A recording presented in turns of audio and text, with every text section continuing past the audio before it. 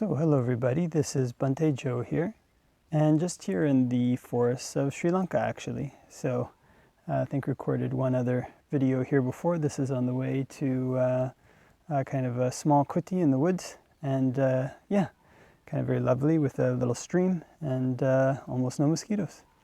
So I thought that could record a short awada for the internet. So I thought maybe you could start with just a little meditation, so you can maybe lean forward a little and arch the spine. And look about 3 feet in front and close our eyes. And can focus in on the breath. Can know when it's coming in and know when it's going out.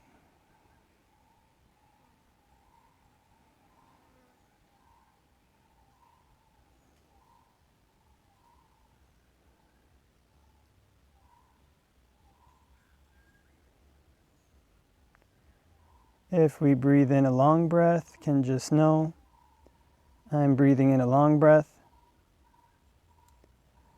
And if we breathe in a short breath, can just know I'm breathing in a short breath.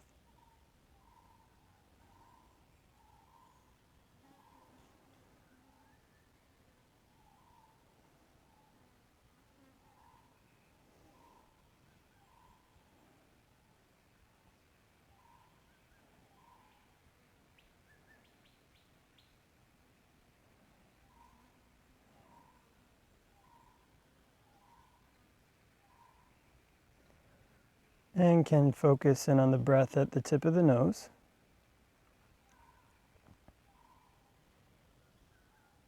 And if notice any patterns of tension or tightness around the nose, around the face, can just let those relax.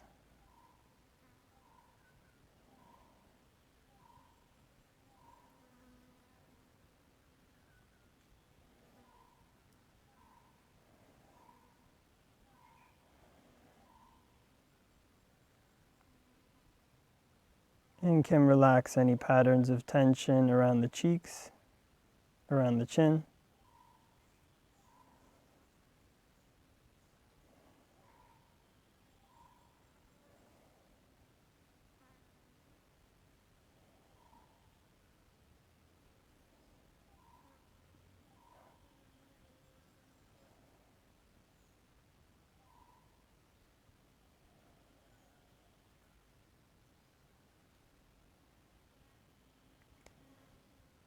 And when breathing in and out from the tip of the nose, it can be helpful to change one's perception of the breath. Sometimes can think of the breath almost as if it's in front and one is watching it. But instead can change perception so that it's almost like one is right in the center of the breath.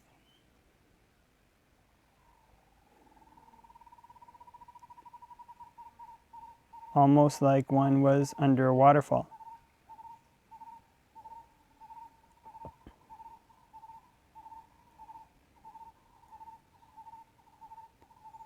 So on the in-breath, one can be totally immersed by the breath. On the out-breath, one can be totally immersed by the breath.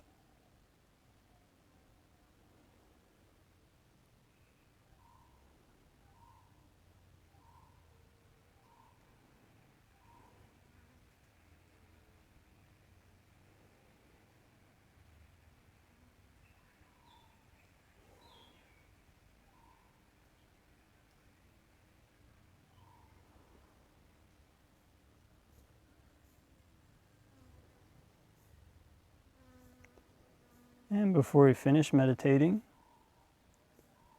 can spread thoughts of goodwill, wishing may all beings all around everywhere be happy and at ease. May they put in place the causes necessary to be happy and at ease. And we can make the mind infinite,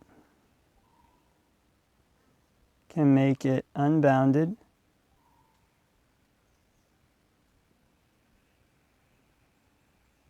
all the way to the ends of the universe and beyond, in every dimension. May all beings all around everywhere be happy and at ease.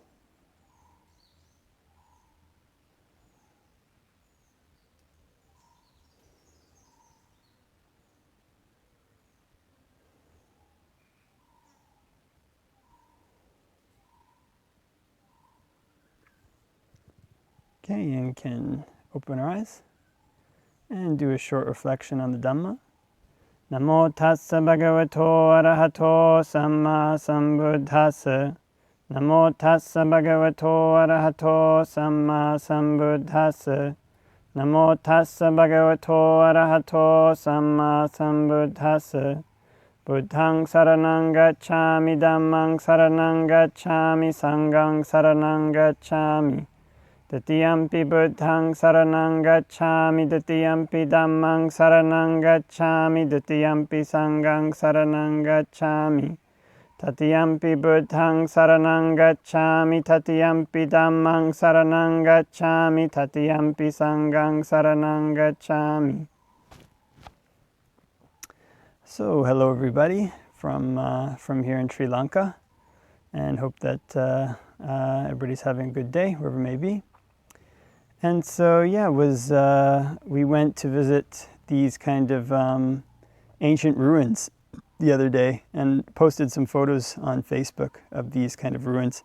And they're from the 2nd century, I think, BC. So this would be like almost when Buddhism first came to Sri Lanka. And they have this kind of magnificent view, this kind of magnificent lookout over these kind of, over these kind of fields and various other things. And at the top is this kind of ancient stupa, which is just now bricks. And also, not too far away in the jungle here, maybe about an hour walk away, you kind of go through the jungle, and there's this kind of ancient. It looks like it was once the central shrine of this kind of large area, because it's this very big rock that kind of comes out of the comes out of the earth. And on the top, it seems like they leveled it, or if it was already leveled, it seems like they leveled it more, and then carved like staircases into it. And it seems like that might have been where a Buddha statue once was.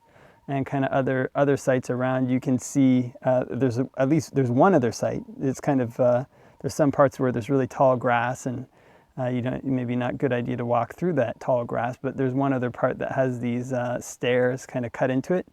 So you can see, okay, maybe that was like a smaller shrine. And also just above that, going up the hill from that, there's this ancient cave that's apparently really deep, but now these kind of hornets have have built a nest around that ancient cave. There's a lot of hornets there, to the extent you can actually see their nest from a couple kilometers away. So that one's a bit tricky to explore. But the sense that you get is that in this particular area, or anywhere in Sri Lanka, that there was, there's been a very strong Buddhist presence here, for some time. And to the extent that it's grown, and maybe, a kingdom fell or something happened and it got overgrown by jungle. And now you can walk through the jungle and see what remains of it.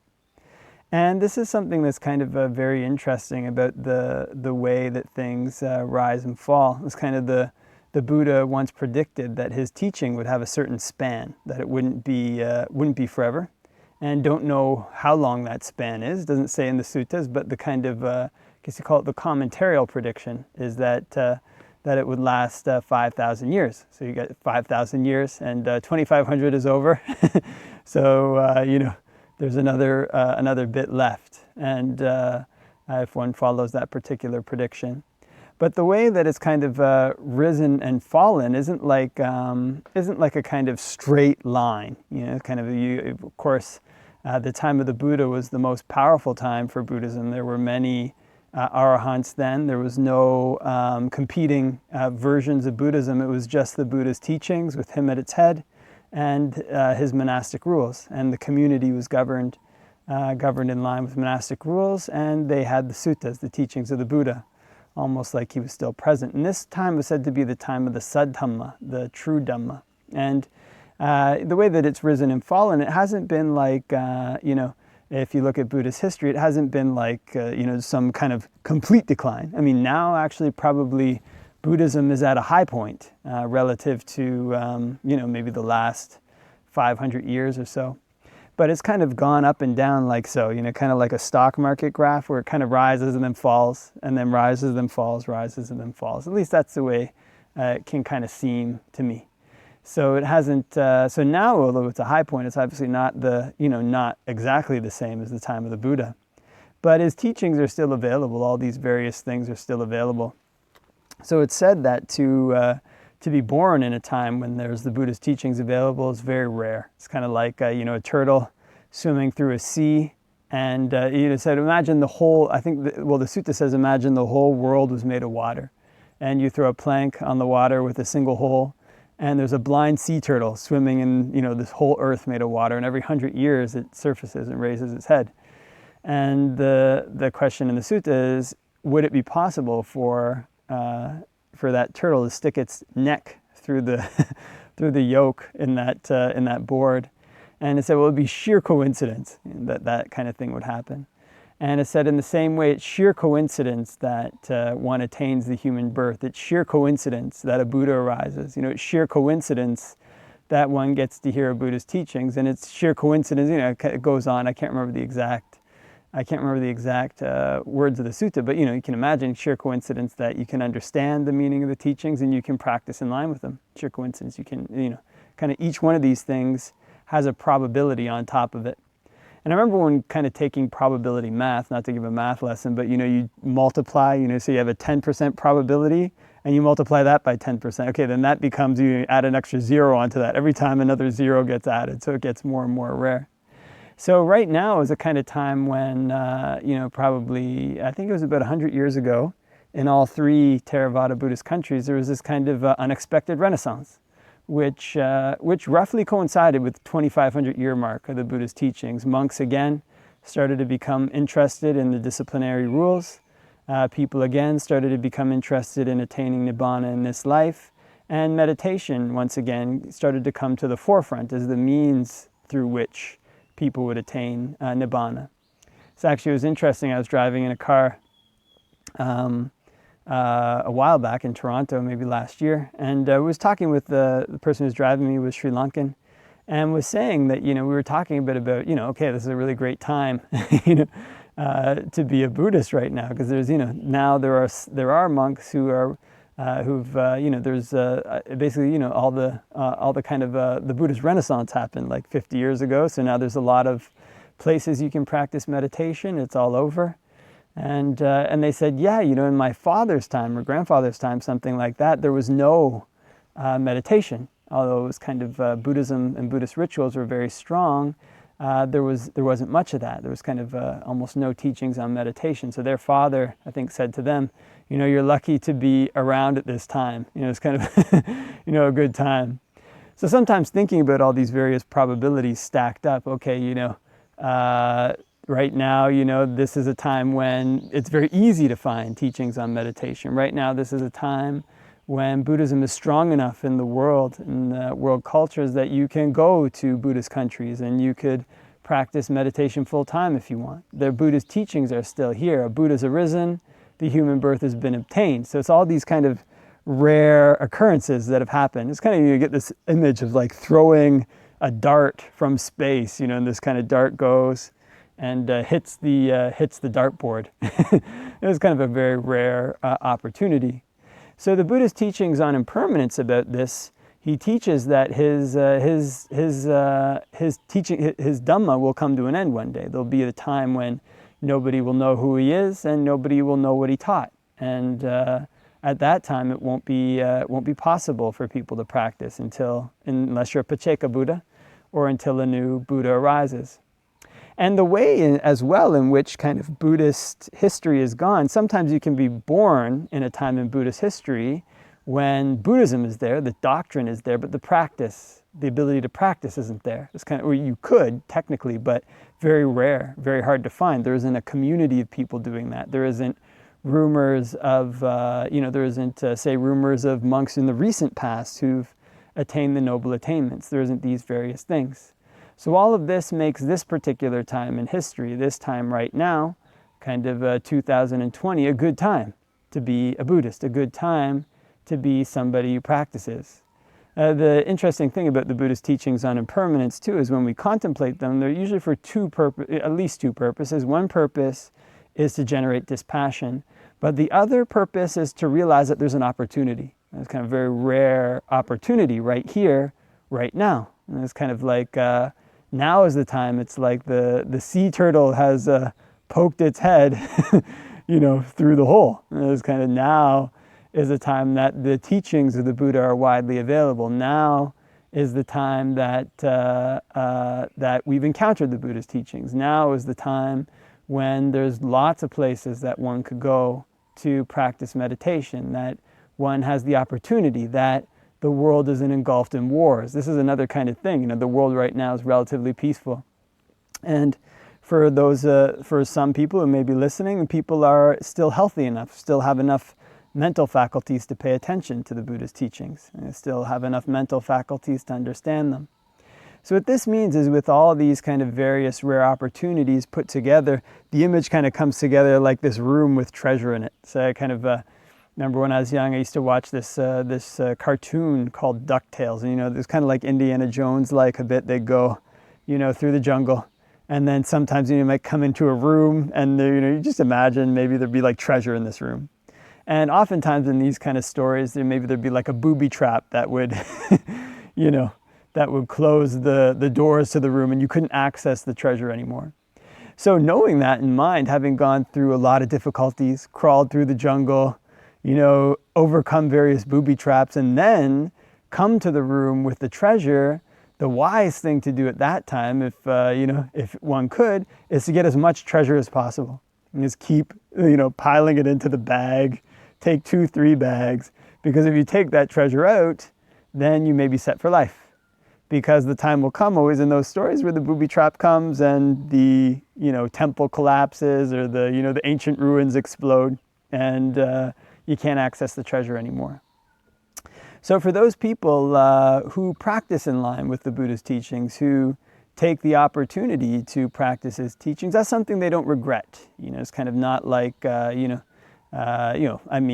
know for sure everybody, but, in general, that's something that they don't regret. It's because this is a kind of rare treasure.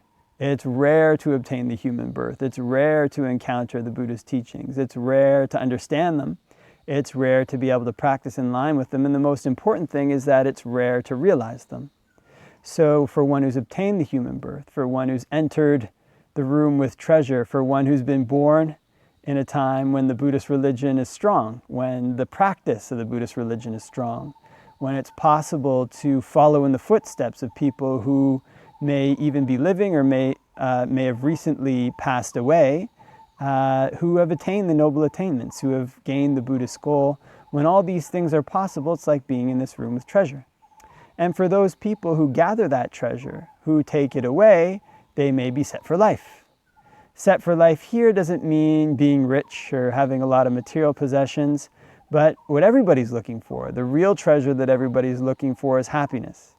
And this kind of happiness is only to be found by one who practices what they call the Dhamma. There's also things in line with other religions too. But this is only to be found, true happiness, a lasting happiness, a happiness that doesn't change, is only to be found by the cutting off of defilements. It's only to be found by their destruction. And it's this destruction that Buddhists teach, this destruction of defilements, this ending of craving. So for those who take the opportunity, that the dart has hit this kind of dartboard from space, for those who gather the treasure, there is this chance. There's this chance that they can get enough to be set for life. Because when a person attains the noble attainments, if a person becomes a stream enterer, if a person becomes a once returner, if a person becomes a non-returner, if a person becomes an arahant, this is a path that doesn't go backwards. It's a path that leads directly. It's a path that leads one way, you could call it, I guess, and that way is to the ending of suffering, a place where people have never gone before, have never seen before, but once they go there, once they collect that treasure, there's no need for them to go anywhere else again. There's nothing more for them to do and nothing to be added to what they've done. Such is the great potential of the Buddhist teachings. Such is the great potential that exists right now in 2020. So the Buddha's advice, knowing the impermanence of his teaching, knowing there are ancient ruins in the forest, there are ancient ruins in Buddhist countries, and one day the things that we are using now to practice Buddhism, they'll also be ruins. But so long as we use them well, although the buildings will crumble, we take away the true treasure. The true treasure of the Buddhist teachings lies in the destruction of defilements. It lies in the minds. It lies in the ending of suffering of the people who practice it. Okay, so leave that for reflection, and hope that everybody has a great day, and wishing you all the best till next time.